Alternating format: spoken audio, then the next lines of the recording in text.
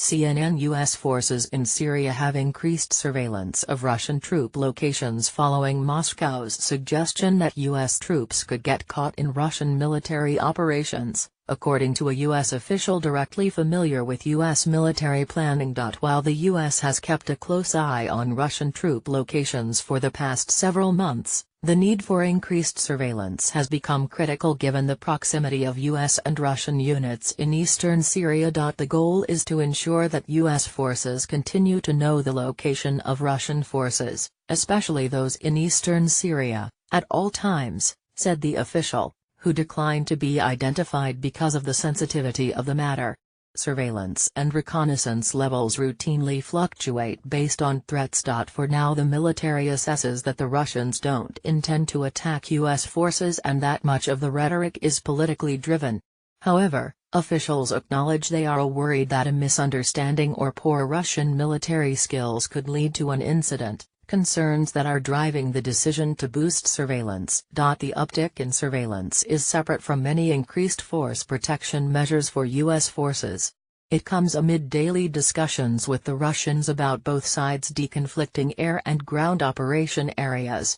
U.S. Army Colonel Ryan Dillon, a spokesman for the coalition, told reporters Thursday that coalition military planners had not increased their force protection measures after Saturday's airstrike against U.S.-backed fighters in Syria, despite the proximity of the attack to U.S. Special Operations Forces. "We have always maintained the capabilities and the overwatch both from the air and forces on the ground," Dillon said, adding, "I would not say there's been an increased amount of force protection measures. I would say that it is where it needs to be and it has been so from the beginning." The surveillance boost also comes just days after coalition and Russian generals met in an unprecedented face-to-face meeting to share greater detail about each side's operations, in part to avoid incidents like what happened last week, when a Russian warplane bombed U.S.-backed Syrian Democratic Forces with U.S. troops nearby. The Russian Ministry of Defense issued a warning Thursday that its forces would retaliate against the U.S.-backed Syrian Democratic Forces and their U.S. military advisors if any of their forces accompanying Syrian regime troops come under attack. The ministry issued a statement saying that already the Syrian Democratic Forces and U.S. Special Operations Forces have twice targeted Syrian troops with mortars and rocket artillery. Asked about the Russian warnings during a press appearance before a meeting with the Polish Minister of Defense at the Pentagon, Secretary of Defense Jim Mattis said the recent events did not cause him concern. "I am not worried. We continue to deal with the Russians in a collaborative way," Mattis said. "We'll sort this out."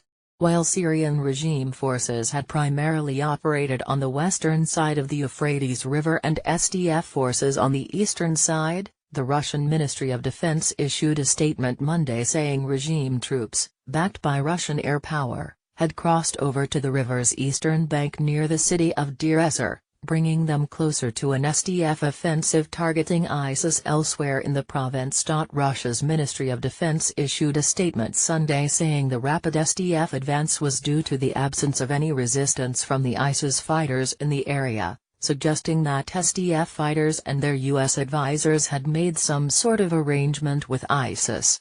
Facing no resistance of the ISIS militants, the SDF units are advancing along the left shore of the Euphrates towards Deir ez-Zor, the statement said, later adding this suggests that the U.S. troops feel safe in terrorist-controlled regions. The tensions between the two sides risks undermining the campaign against ISIS in the middle Euphrates River Valley, where U.S. officials believe the terrorist group has housed much of its leadership as well as up to 10,000 of its fighters.